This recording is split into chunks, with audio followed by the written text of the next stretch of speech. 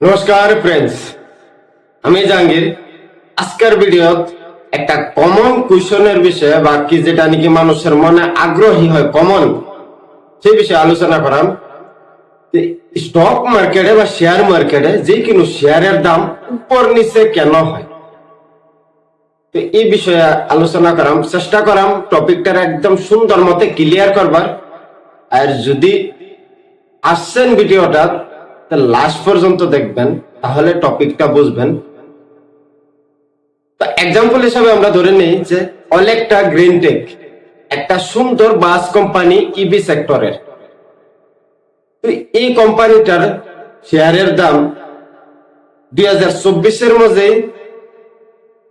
লগভগ 350 টাকার মতন ছিল, আর এই 24-এর মাঝে 1600 টাকার বেশি গিয়ে আবার বর্তমান অল্প ডাউনে আছে, 1300 টাকার আশেপাশে আছে।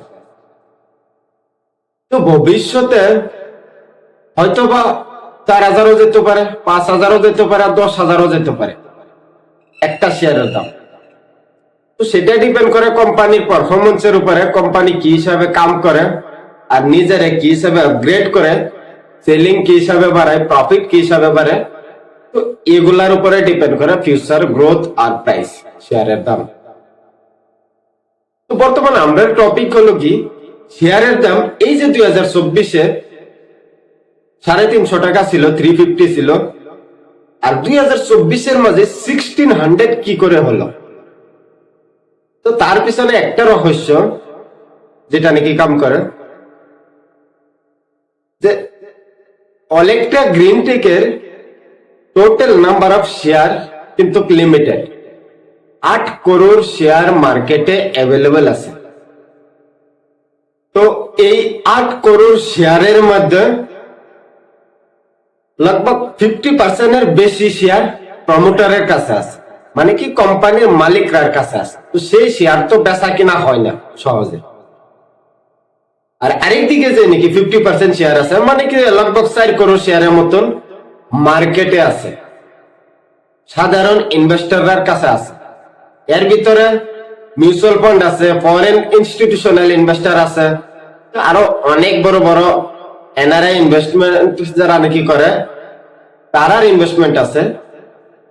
আর বাকি যতটুক আছে সেটা সাধারণ ইনভেস্টররা, রিটেল ইনভেস্টররা আমরার মতো। এই যে 4 করোড় শেয়ার মিউচুয়াল ফান্ডের কাছে আছে, ফরেন ইনস্টিটিউশনাল এর কাছে আছে, এনআরআই এর কাছে আছে, রিটেল ইনভেস্টরের কাছে আছে, মাত্র 4 করোড় শেয়ার। আর বাকি 4 করোড় শেয়ার তো অলরেডি মালিকরার কাছে আছে, সেটা তো বাই সেল করে না সহজে।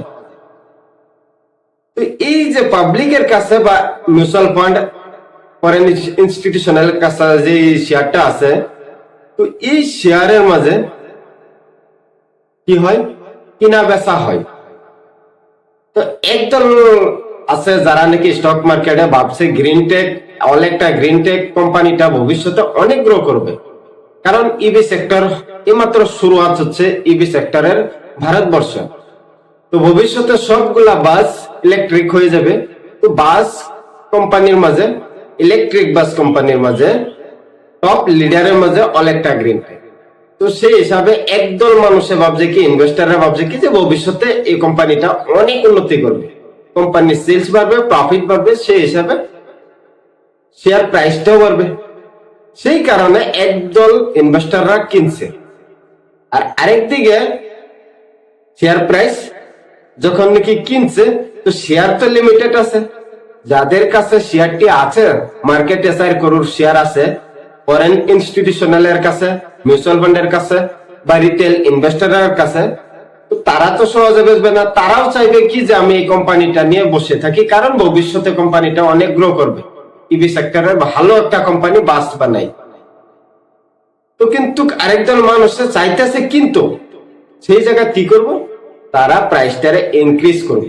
ধরে নিন আজকের দিনে 1300 টাকার আশেপাশে আছে, তো তারা কি করবো, 13.5 লাগাইবে এক্সচেঞ্জে গিয়ে রেট। সেই 13.5 যদি না পায় 14 লাগাইবে, 14 না পাইলে 14-20 লাগাইবে। এই হিসাবে শেয়ারের দামটা বাড়ে। আর এর অপোজিটে যদি ধরে নেন তো কোম্পানিটা বেশি একটা ভালো না, ভবিষ্যতে কোম্পানি খারাপ করবে, এই কোম্পানি চলবে না, এই কোম্পানির থেকে আরো বেটার বেটার কোম্পানি আছে ভারতবর্ষ, সেইগুলা কোম্পানি যাবে আগে। তাহলে কি করবে, এই যে 4 crore শেয়ার আছে সাধারণ ইনভেস্টরের কাছে, ইনস্টিটিউশনাল ইনভেস্টরের কাছে, মিউচুয়াল ফান্ডের কাছে, তারা কি করবে, সবাই সেল করে দিতে চাইবে, কারণ কোম্পানিটার ভবিষ্যৎ বেশি একটা ভালো দেখা যাচ্ছে না, কেউ মানে কিনতে চায় না শেয়ারটা। তাহলে কি করবে, বেশিরভাগ মানুষ যখন নাকি সেল করতে চাইবে, শেয়ারটা কি করবো, বর্তমান 1300 আশেপাশে যদিও আছে, কমে কমে কমে কমে একদম কতটুক যাবে সেটার কোনো নির্দিষ্ট নেই।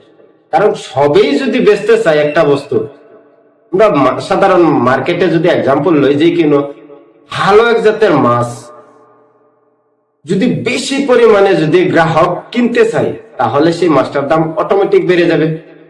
তার উল্টা দিকে যদি দেখি